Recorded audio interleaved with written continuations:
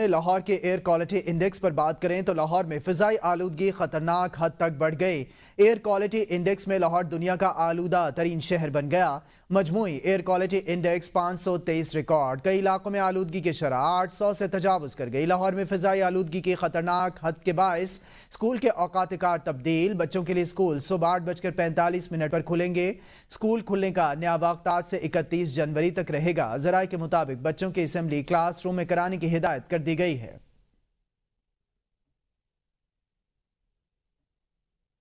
آگے بڑھیں اور آپ کو بتائیں، تحریک انصاف کا باضابطہ طور پر جوڈیشل کمیشن آف پاکستان کا حصہ بننے کا فیصلہ۔ تحریک انصاف کی سیاسی کمیٹی کے خصوصی اجلاس کا اعلامیہ جاری۔ سیاسی کمیٹی نے جوڈیشل کمیشن کے لیے پارلیمان کے دونوں ایوانوں سے اراکین نامزد کرنے پر اتفاق کیا۔ کمیٹی میں اسپیکر قومی اسمبلی کے خط پر بریفنگ دی گئی۔ کمیٹی کو بریفنگ دی گئی۔ کمیشن کا فیصلہ سازی میں حزب اختلاف کے 2 اراکین کا کردار نہایت کلیدی اہمیت کا حامل ہے۔ سیاسی کمیٹی کی جانب سے جوڈیشل کمیشن کا حصہ بننے کی تجویز متفقہ طور پر منظور۔ کمیشن میں حزب اختلاف کی نمائندگی کے لیے مجوزہ 2 ناموں کا پارٹی کے بانی سے منظوری کے بعد اعلان کیا جائے گا۔ چیف جسٹس آف پاکستان کی بات کریں تو چیف جسٹس یحییٰ آفریدی نے سپریم کورٹ میں مقدمات کی سماعت کے لیے پہلے ہفتے کی کاز لسٹ جاری کر دی۔ 28 اکتوبر سے 1 نومبر تک کے لیے ریکارڈ تعداد 968 مقدمات سماعت کے لیے مقرر۔ سپریم کورٹ میں 8 ریگولر بینچز مقدمات کی سماعت کریں گے۔ پہلا بینچ چیف جسٹس یحییٰ آفریدی اور جسٹس شاہد بلال حسن پر مشتمل۔ چیف جسٹس کا بینچ 140 مقدمات کی سماعت کرے گا۔ سپریم کورٹ کے باقی بینچز بھی اتنے ہی مقدمات کی سماعت کریں گے۔ جسٹس طارق مسعود اور جسٹس مظہر عالم میاں پر مشتمل بینچ 70 مقدمات سماعت کے لیے کرے گا۔ آگے بڑھیں اور آپ کو بتائیں، حکومت نے 27ویں آئینی ترمیم کے لیے کمر کس لی۔ نون لیگ اور پیپلز پارٹی کے وکلاء آج سر جوڑ کر بیٹھیں گے۔ 27ویں آئینی ترمیم میں صوبوں کے حقوق کے حوالے سے خدشات کو دیکھا جائے گا۔ مولانا فضل الرحمان MQM سمیت دیگر جماعتوں کو اعتماد میں لیں گے۔ وزیراعظم شہباز شریف اور چیئرمین پیپلز پارٹی بلاول بھٹو زرداری کی ملاقات کی اندرونی کہانی سامنے آ گئی۔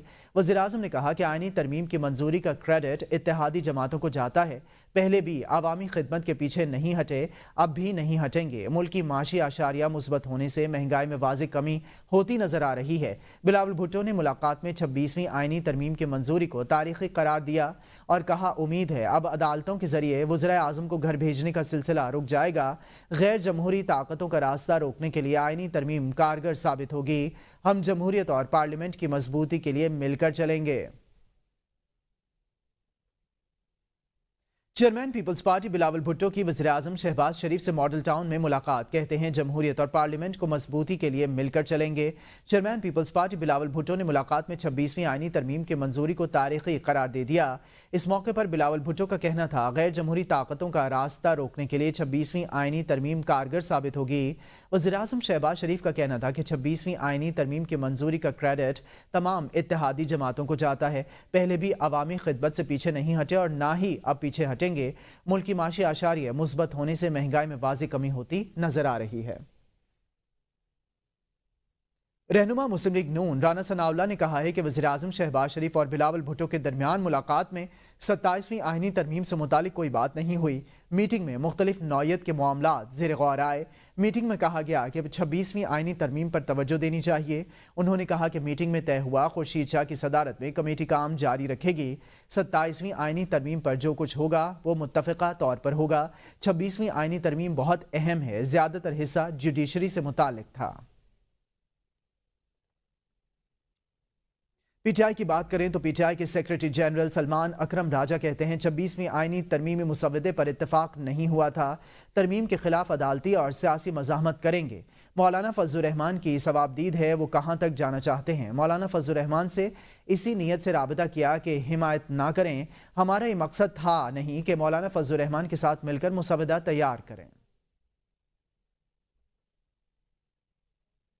تو دوسری جانب امریکی سینیٹرز کے بعد برطانیہ کے 20 اراکین پارلیمنٹ نے بانی چیئرمین پی ٹی آئی کی رہائی کا مطالبہ کر دیا ہے۔ برطانیہ کے 20 اراکین پارلیمنٹ نے اپنے سیکریٹری خارجہ ڈیوڈ لیمی کے نام ایک خط لکھا ہے جس میں بانی پی ٹی آئی کی رہائی کے لیے حکومت پاکستان سے بات چیت کرنے کا مطالبہ کیا گیا ہے۔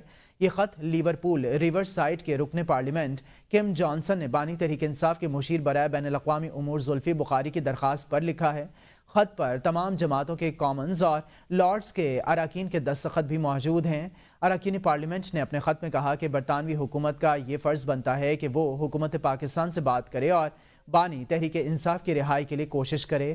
جن اراکین نے خط پر دستخط کیے ہیں ان میں ہاؤس آف لارڈز اور ہاؤس آف کامنز کے اراکین شامل ہیں۔ پاکستان تحریک انصاف اندرونی اختلافات کے باعث تقسیم کا شکار ہو گئی۔ اسلام آباد ہائی کورٹ میں بانی پی ٹی آئی کو جیل میں سہولیات سے متعلق فیصل چودھری کی درخواست نے نیا پینڈورا باکس کھول دیا ہے۔ بانی پی ٹی آئی کا کیس کون لڑے گا؟ جیل میں سہولیات کی قانونی چارہ جوئی درخواست پر پی ٹی آئی کی قانونی ٹیم میں شدید اختلاف ہے۔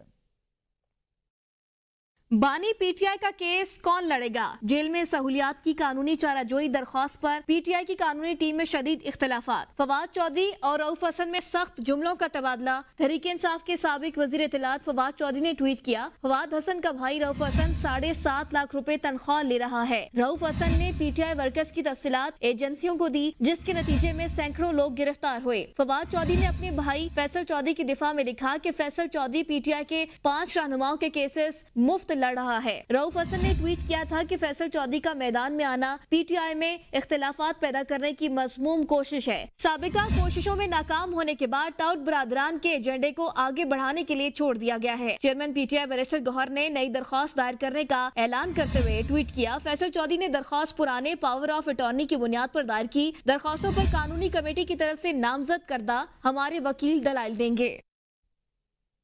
سندھ کے سینئر وزیر شرجیل انعام ایمن نے کہا کہ بانی پی ٹی آئی کی رہائی کے لیے اسرائیلی لابی سرگرم ہے۔ ایسا محسوس ہو رہا ہے کہ ان کو ریلیف دیا جا رہا ہے۔ گولڈ سمتھ کی یہ لابی چاہتی ہے بانی پی ٹی آئی کو ریلیف ملے۔ بانی پی ٹی آئی کی جیل ملاقاتوں پر پابندی ختم ہوگی۔ بشرا بی بی کو رہائی مل گئی۔ یہ تانے بانے اسی لابی سے ملتے ہیں۔ اسرائیلی لابی بانی پی ٹی آئی کو مظلوم بنا کر پیش کر رہی ہے۔ ان کو الیکشن کے لیے اسرائیل اور بھارت سے فنڈنگ ہوئی۔ فورن فنڈنگ کیس میں کوئی چیز پوشیدہ نہیں۔ جو کہتے تھے ہماری حکومت کو سازش سے ہٹایا گیا، آج یہ حکومت کے پیروں میں گرے ہوئے ہیں۔ ایک بات تو واضح ہے جناب کہ عمران خان کے لیے اسرائیلی لابی سنجیدگی کے ساتھ کام کر رہی ہے، اور وہ جو اسرائیلی لابی جس میں گولڈ سمتھ فیملی کا ایک بہت ہی اہم کردار ہے، وہ نہ صرف پوری دنیا میں خصوصی طور پر اس وقت امریکہ میں بھی گولڈ سمتھ لابی جو ہے وہ سرگرم عمل ہے، اور ابھی بھی ریسنٹلی جو ایک سگنیچرز کچھ ان کے پارلیمنٹیرینز نے کی ہیں، کوئی ریزولیشن لے کے آنا چاہ رہے ہیں عمران خان کے حق میں، تو یہ وہی عمران خان صاحب تھے جو کہتے تھے کہ ہم کوئی غلام نہیں ہیں، ہمیں غیر ملکی مداخلت نامنظور، اور ایک سازش کے تحت بقول ان کو ہٹایا گیا۔ تو وہ جو سازش جس کا ذکر کر رہے تھے اور جس ممالک کا ذکر کر رہے تھے، آج اسی ممالک میں کے پیروں پہ گری ہوئی ہے پی ٹی آئی کی لیڈرشپ۔ پی ٹی آئی کا حکومت مخالف نئی تحریک کے آغاز اور جلسوں کا فیصلہ، سیاسی کمیٹی نے ملک بھر میں جلسوں کی منظوری دے دی۔ پاکستان تحریک انصاف نے حکومت مخالف نئی تحریک کے آغاز کرنے کا فیصلہ کر لیا۔ پی ٹی آئی ذرائع کا کہنا ہے کہ تحریک انصاف کی سیاسی کمیٹی نے ملک بھر میں جلسوں کی منظوری دے دی ہے۔ پی ٹی آئی 1 نومبر کو پشاور، 8 نومبر کو کوئٹہ اور پھر کراچی میں جلسے کرے گی، جبکہ چیف الیکشن کمشنر کے خلاف ریفرنس کی باقاعدگی سے پیروی کی جائے گی۔ علاوہ ازیں تحریک انصاف کی سیاسی کمیٹی نے سپریم کورٹ اور ہائی کورٹس میں کیسز کی باقاعدہ پیروی کی حکمت عملی کی منظوری بھی دے دی۔ پی ٹی آئی کور کمیٹی نے بانی چیئرمین اور ان کی اہلیہ کی ملاقاتوں پر عائد پابندی کے خاتمے اور ملاقاتوں کی فوری بحالی کا مطالبہ کیا ہے۔ امیر جماعت اسلامی حافظ نعیم الرحمان کا کہنا ہے کہ نون لیگ کی 40 سال کی حکومت رہی، کیوں معیشت ٹھیک نہ کی؟ وزیر خزانہ اورنگزیب کے اعداد و شمار سے نہیں بلکہ گیس، بجلی بلوں اور کریانہ سٹور سے پتہ چلتا ہے کہ اصل حقیقت کیا ہے۔ انہوں نے مزید کہا کہ کشمیر جہاد کے ذریعے ہی آزاد ہوگا۔ اگر مذاکرات سے مسئلہ حل ہونا ہوتا تو کب کا حل ہو جاتا۔ پاکستان میں ایسی پارٹیاں ہیں جو مودی سے دوستی کی باتیں کرتی ہیں۔ میاں صاحب کہتے ہیں کہ کشمیریوں کے آزادی کے بغیر بھارت سے پینگیں بڑھائیں گے۔ معیشت کس نے خراب کی ہے؟ جس 40 سال سے مسلم لیگ نواز کی حکومت ہے پنجاب پہ اور پاکستان میں آگے پیچھے کر کے کرتے رہتے ہیں، ان 40 سال میں آپ نے کیوں معیشت خراب کر کے دی ہے ہمیں؟